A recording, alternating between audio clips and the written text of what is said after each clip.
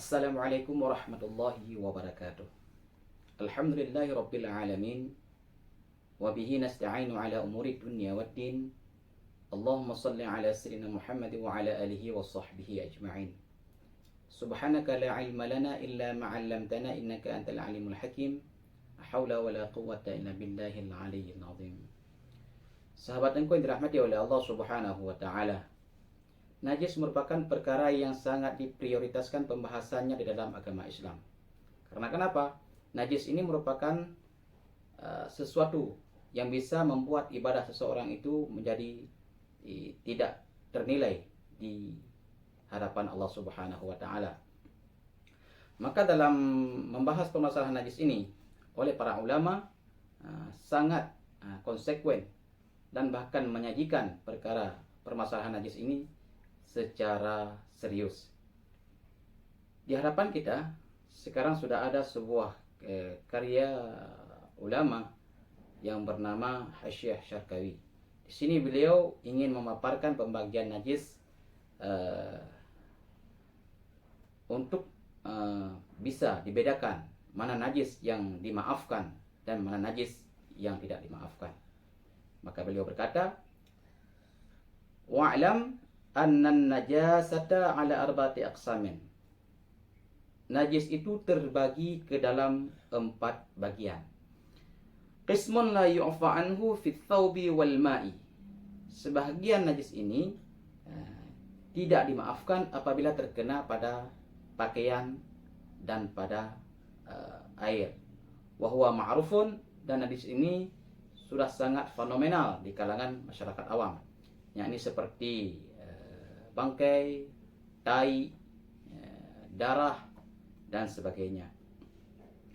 Wa qismun yu'fa anhu fihima, dan sebahagian najis lagi dimaafkan oleh syara' apabila terkena pada pakaian ataupun terkena kepada air. Wa huwa ma la yudrikuhu tarfu. Najis ini adalah najis-najis yang memang tidak dapat terlihat oleh pandangan mata. Maka najis yang demikian ini dimaafkan apabila terkena pada pakaian dan terkena kepada air. Wa qismun yu'fa anhu fi thawbi dunal ma'i. Dan sebagian lagi najis itu dimaafkan apabila terkena kepada pakaian saja, namun tidak dimaafkan apabila najis tersebut kena air. Wa huwa qalilud dami li suhulati sawnil ma'i anhu. Najis ini contohnya seperti darah yang sedikit. Darah yang sedikit ini apabila terkena kepada pakaian, maka oleh syara' memaafkan. Maknanya apabila seseorang sholat namun terlihat darah yang sedikit pada pakaiannya, maka sholatnya dihukumi sah. Namun darah yang sedikit ini tidak dimaafkan apabila terkena air. Kenapa? Beliau memberikan ilatnya karena mudahnya menjaga air daripada darah tersebut. Kemudian sebahagian lagi najis yang memang dimaafkan terkena pada pakaian namun tidak dimaafkan apabila terkena air. Beliau memaparkan wa min hadzal qasami asrul istinja'i. Sebahagian daripada najis yang dimaafkan terkena pada pakaian adalah bekasan istinja. Fa yufa anhu fil badani wa thawbi. Maka air bekasan istinja ini dimaafkan apabila terkena kepada badan dan pakaian. Hatta law sala minhul araqun, hingga sekira air ini dialiri, bekasan istinja ini dialiri oleh keringat ataupun poluh, wa asaba thawba, dan air tersebut menimpa pakaian, min mahallil muhadi lil farji, daripada tempat bahagian depan kemaluan, afa anhu dunal ma'i, maka air ini ataupun bekasan istinja ini dimaafkan apabila terkena kepada pakaian, namun tidak dimaafkan apabila terkena air. Bahkan oleh para ulama sunat hukumnya untuk memercikkan air setelah mereka membuang hadas, supaya tidak terjadi was-was nantinya. apakah ini air basahan ini najis ataupun bukan najis. Maka di situ saya disunatkan oleh para ulama untuk memucurkan air ke hadapan bekasan tempat kita pakaian yang di hadapan kemaluan itu.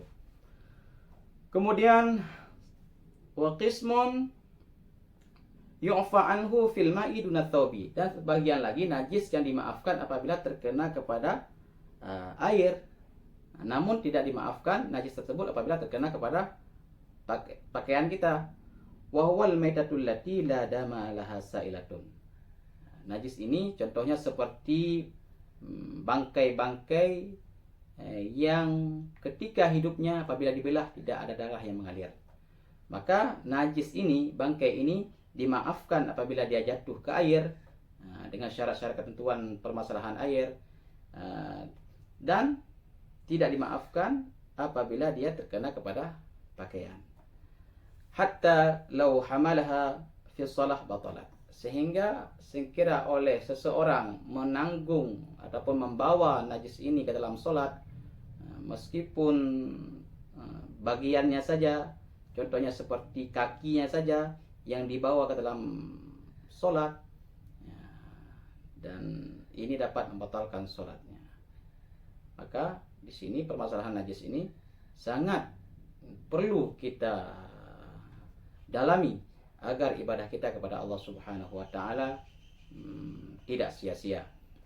Sahabatku yang dirahmati oleh Allah Subhanahu wa taala, maka sudah seyogyanya kita orang Islam untuk mempelajari bagian-bagian yang sangat penting ini, yang sangat sakral ini, yang menyangkut dengan ibadah secara detail. Mungkin untuk kali ini cukup sekian yang dapat kita paparkan. Mudah-mudahan menjadi khazanah keilmuan dalam kehidupan kita dalam mencapai ridha Allah Subhanahu wa taala. Wallahu a'lam bissawab wa ilaihil marji wal ma'ab.